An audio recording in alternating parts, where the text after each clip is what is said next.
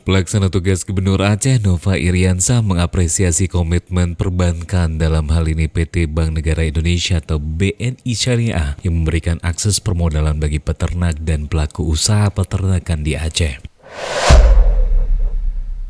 Nova berharap model pembangunan peternakan dengan pola kemitraan tersebut dapat diterapkan di seluruh kabupaten dan kota di Aceh. Banyak komunitas peternakan di seluruh Aceh yang dapat memanfaatkan skema itu. Jika hal itu dilakukan, Nova yakin para peternak di Aceh akan sejahtera. Pemerintah Aceh melalui Dinas Peternakan Aceh juga terus berupaya untuk mendampingi peternak agar mereka sukses atas usahanya. Data Bank Indonesia juga mencatat bahwa masih banyak pedagang sapi Aceh yang membeli sapi di Medan, Sumatera Utara.